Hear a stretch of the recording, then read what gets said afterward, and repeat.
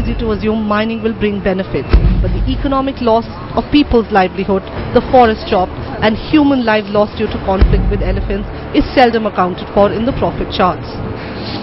Activists like Ramesh Agarwal, who runs a small shop in the district of Raigad, points to a more deep-rooted problem. When mining companies do not even mention the presence of elephants in their area when they get environment clearances from the Environment Ministry.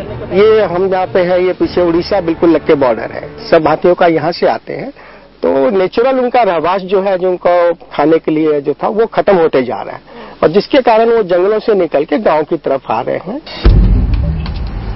It was Ramesh who wrote letters to the Environment Minister asking them to withdraw permissions given to one of the biggest companies in this area, the Jindal Power Plant, as they started expansion of their plant without the requisite environment clearance. It was based on his letter the Environment Ministry ordered for the project to be scrapped.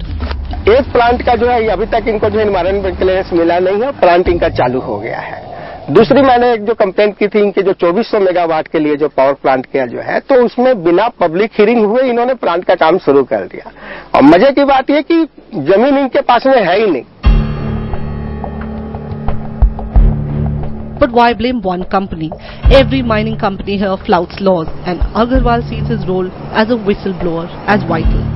In mines के खुलने से जो है यहाँ पे pollution की समस्या जो है बहुत ज्यादा हो गई है. आप मेरे पीछे देख रहे होंगे कोल कितना धुआं निकल रहा है, पावर प्लांट से सामने निकल रहा है. इसके रोकने के लिए इन्होंने कोई इंतजाम नहीं किया हुआ है. तब जो है माइनिंग हो चुकी है. इधर जो अपन Ramesh may have won this green battle, but it's a lonely fight. This year, the state government has already signed 100 MOUs with steel and coal-based companies to extract the ore from the forest where the elephants once roamed.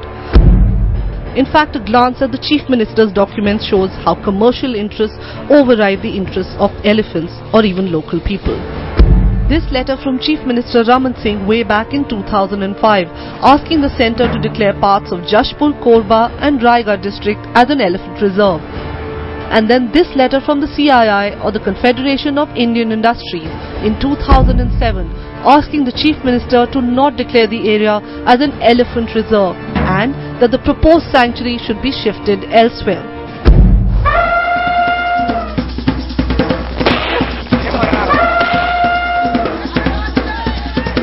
As forest patches get signed away, it's the elephants who are paying.